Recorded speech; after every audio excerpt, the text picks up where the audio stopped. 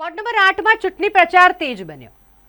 ભારતીય જનતા પાર્ટીના પ્રદેશ અધ્યક્ષ જગદીશ વિશ્વકર્મા જે ગતરોજ વડોદરાની મુલાકાતે હતા, વડોદરામાં તેમના ભવ્ય રોડ શોનું આયોજન થયું અને ત્યારબાદ તેઓ પહોંચ્યા હતા વોર્ડ નંબર 8ના ચૂંટણી કાર્યાલય ખાતે, અને જ્યાં તેમની સાદગીએ સૌના દિલ જીતી લીધા છે।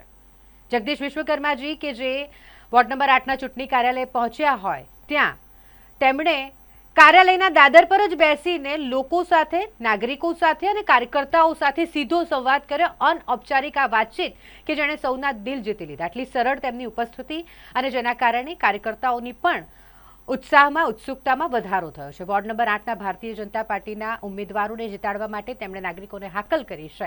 આ દરમિયાન તેમની સાથે વડોદરાના સાંસદ ડોક્ટર હેમાંગ જોશી, સાથે જ સયાજીગંજ વિધાનસભાના ધારાસભ્ય કેયુરભાઈ રોકડિયા અને અન્ય જે મહાનુભાવો છે તેઓ ઉપસ્થિત રહ્યા હતા। ભારતીય જનતા પાર્ટીની વોર્ડ નંબર 8ના જે ચારેય ઉમેદવારો છે તેમની ઉપસ્થિતિ અને આ દરમિયાન ભાજપ પ્રદેશ અધ્યક્ષ જગદીશ વિશ્વકર્માજી કે જેમણે આ તમામ ઉમેદવારોને શુભકામનાઓ પાઠવી હતી અને જીત હાંસલ કરવા માટે સૌને તાકીદ કરી હતી।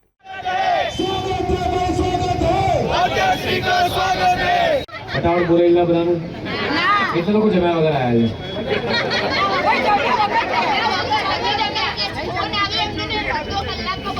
હું કેવું રૂપિયાને કહું છું, અહીંયા સારો નાસ્તો શું મળે છે?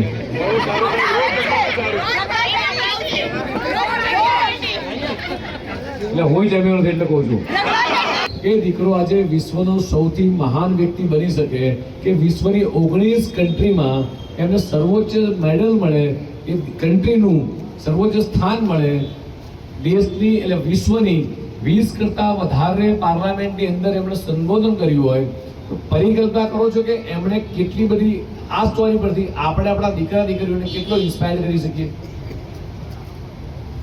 એક સેકન્ડ માટે વિચારો કે તમારા ઘરે હું કદાચ અત્યારે આવું કે જમવા માટે હું આવું છું બેન, તમને એમ કે સાહેબ એકલા જમવા આવવાના છે અને અચાનક આ બધા લઈને આવજો તો આપણું ઘરનું મેનેજમેન્ટ કેવું વિખરાઈ જાય।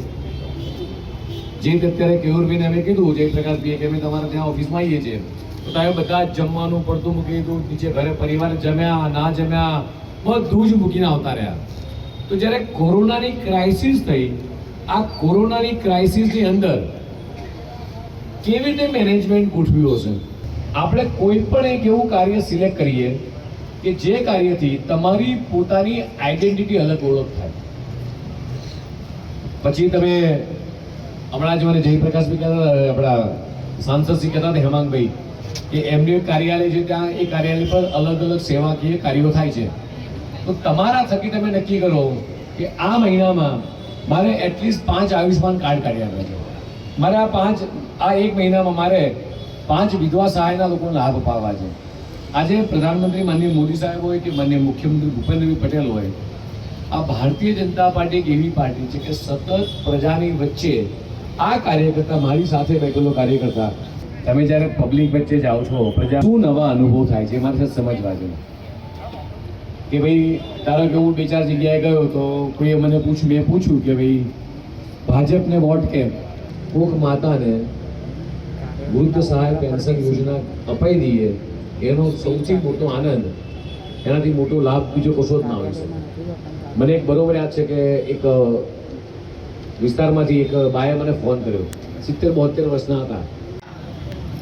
પૈસા કોણ ખર્ચે છે? સરકાર। આપણે કરવાનું શું છે? આપણે નક્કી કરીએ કે આપણા વિસ્તારમાં કઈ દીકરીને નમો લક્ષ્મીની જરૂર છે, કયા માત્ર 10 યોજના લખી રાખો ડાયરીમાં, એક પોકેટ ડાયરીમાં 10 યોજના લખી રાખો કે આ 10 યોજના કોઈ પણ પરિવારને ઘરની અંદર આપણે અપાઈએ એટલે આપણા આખા મહિનાનું કામ પતી ગયું।